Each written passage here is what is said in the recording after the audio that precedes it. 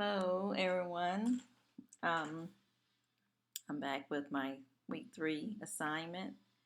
Um, I enjoyed the red line article um, on professional development.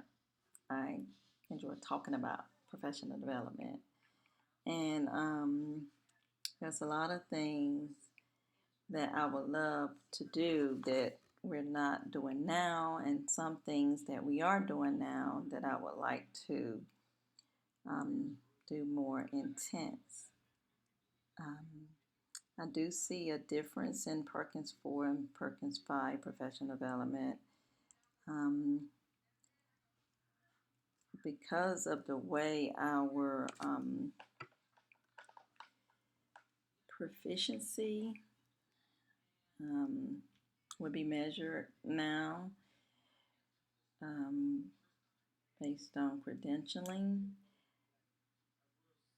I would think that we would need to start with our teachers on the credentialing verification process. I know we were introduced to it in summer conference, and some of us had some sessions on it, but I still think we need to focus on that a little bit more with our teachers um, in Halifax, because to me that may be the way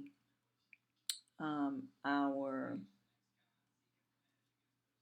post assessment or the in lieu of would take the place of the post assessments. And if we ever get to the point where all of our courses will be credentialing based, then um, that's something we need to start looking at now. The verification and the validation of credentialing. The first part of the discussion talked about career exploration and career awareness. And I know one thing we're trying to do here in Halifax County is um, we did receive the Great Expansion um, funding. And if we could get a little more career awareness and career exploration in the middle school, like in the sixth grade, that would be great. And having the fifth grade and even lower grades introduced to career awareness and career exploration. And the jobs shadowing part of it with the middle school is great. And if I don't think we can start too young with students on career awareness and career exploration. So that's a part of the professional development that I know we need to look into and try to strengthen that. The other second part, labor market info. I don't think we do look at we do look at labor market info, but as far as sharing it with the students and letting them see the very importance of the labor market info, I think we need to do a little better job in that because when we have students not aware of a lot of jobs and careers and what's the growing industries and thinking about going to college and majoring in programs that do not have a future. I think if we don't do something about that, we're failing as CTE teachers and CTE altogether. So that labor market info, getting that out there, letting them know the growing jobs in 10 to 20 years, um, what the market would probably look like. So a little bit more information and PD on labor market, I think would be good. Um, Graduation and career plans. Right now, we do, along with the counselor, try to do the career plan and 4-year plan, but we're not as affected with it as we would like to be. Um, the last couple of years, I've been trying to work a little closer with the counselor so we can get a lot of these things done.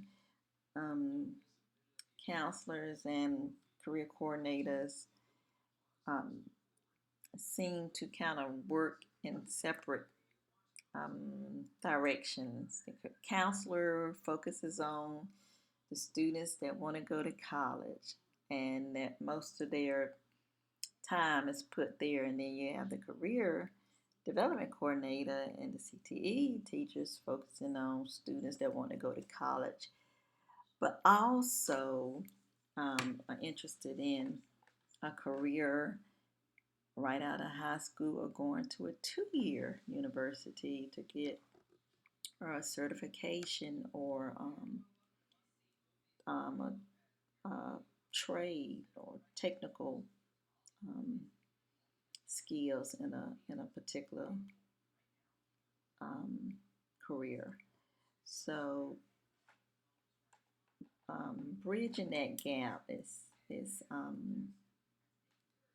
something that we're working on too, and in Perkins 5, I think that's going to be a big part of changing people um, perception of graduation and life after graduation in a 4-year university versus a 2-year community college or a pre-apprenticeship or a job that the the company sends them back to school to get credentials or skills for that job. Then we move on to business industries and partnerships. Um, as far as that, like I've heard on some of the other videos, I don't think we do enough of that. The partnering with business industries at our district, we do have a set of students, a small set of students. We call our pathway students that have an opportunity to visit businesses and go within the businesses and learn the different types of jobs and learn about the industry. But that's a very, very, very small portion of our students. And that is something all of the students need to have access to learn about our local business industries. So it should be worked into intentionally worked into our schedule to have the industries to come into our classrooms at least once a week, have our students to go into the business industries and see the types of jobs. Um, you'll be amazed. I'm learning things. Certain jobs I wouldn't think would be in certain industries, and knowledge is powerful. Our students need to know this. We need to know this. So building that relationship, that strong relationship with businesses is crucial. And the final piece, aspects of experience of all part of the industries. Well, that's kind of what I was just saying. We need to know all part of the industries. And I'm not sure where I heard this, but someone was saying a car dealership. There's so many different parts of a car dealership, not just a salesman. Um, there are people that work second shifts in some car dealerships, washing the parts, keeping it clean, Um, there's so many different aspects of industry that you would never know unless you go into the industry and find out about it, or have them come to you and tell you all of the different areas. And a lot of them don't know that we don't know. So we take for granted that the other part knows what the other part doesn't know. Like, for example, sometimes we're amazed at um, the lack of knowledge our students have about certain things. We're just amazed that they didn't they don't know how to write a resume. They don't know that you have to sign an application. We take it for granted that they know, but um, a lot of things they don't know.